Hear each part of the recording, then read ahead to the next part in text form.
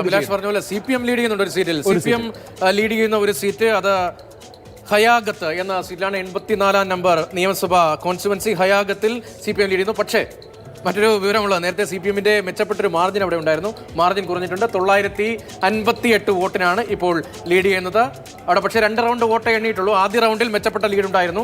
2ാം round പൂർത്തിയായി. 21 റൗണ്ടാണ് മൊത്തമുള്ളത്. 2 round എണ്ണി പൂർത്തിയാകുമ്പോൾ 7559 വോട്ടുകൾ എണ്ണിക്കഴിയുമ്പോൾ 958 വോട്ടിന്റെ ലീഡാണ് ഹയാഗത്തിൽ CPM സ്ഥാനാർത്ഥിയായ ശ്യാം ഭർത്തിക്കുള്ളത്.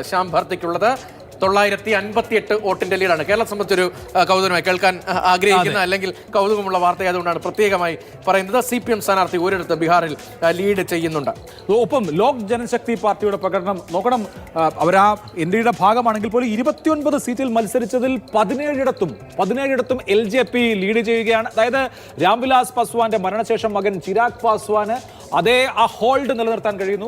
രാംവിലാസ് പാസ്വാന്റെ ലെഗസി മുന്നോട്ട് കൊണ്ടുപോകാൻ കഴിയുന്നു.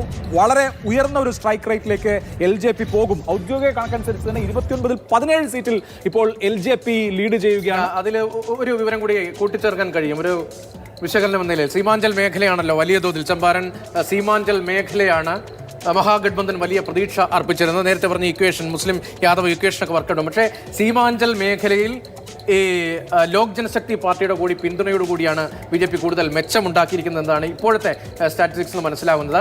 സീമാഞ്ചൽ മേഖലയിൽ 4 സീറ്റുകളിൽ ഇപ്പോൾ LJP ലീഡ് ചെയ്യുന്നുണ്ട്. അതിൽ ഒരു സീറ്റ് ബഹദൂർ ഗനി, അവിടെ LJPയുടെ മുഹമ്മദ് കുലിമുണ്ടിൻ എന്നയാൾ ലീഡ് ചെയ്യുകയാണ്.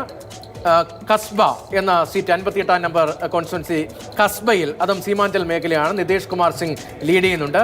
സീമാഞ്ചലിൽ ബംഗാളിനോട് അതിർത്തി പങ്കിടുന്ന 2 സീറ്റുകൾ, കിഷൻഗഞ്ച് സീറ്റ് അവിടെ BJP ലീഡ് ചെയ്യുകയാണ്. CT സിംഗ് BJP അവിടെ ലീഡ് ചെയ്യുകയാണ്. അവിടെ ഒരുപക്ഷെ വലിയ പ്രതീക്ഷ കോൺഗ്രസിനുണ്ടായ സ്ഥലമാണ്. സിക്തി മണ്ഡലത്തിൽ BJP ലീഡ് ചെയ്യുകയാണ്. അതും സീമാഞ്ചൽ മേഖലയാണ്. ബംഗാളുമായി അതിർത്തി പങ്കിടുന്ന മേഖലയാണ്. ബംഗ്ലാദേശുമായി രാജ്യാന്തര അതിർത്തി കടന്നു പോകുന്ന ഭാഗമാണ്. അങ്ങനെ സീമാഞ്ചൽ മേഖലയിലും മെച്ചപ്പെട്ട പ്രകടനം ഉണ്ടായിരിക്കുകയാണ്. ഇപ്പോൾ ഇപ്പോൾ JDUവിന്റെ സ്റ്റാറ്റിസ്റ്റിക്സ് നോക്കുകയാണെങ്കിലും JDU ആ മേഖലയിൽ വലിയ മുന്നേറ്റമാണ് JDU സീമാഞ്ചൽ മിഥിലാഞ്ചൽ മേഖലയിൽ ഉണ്ടാക്കുന്നത്.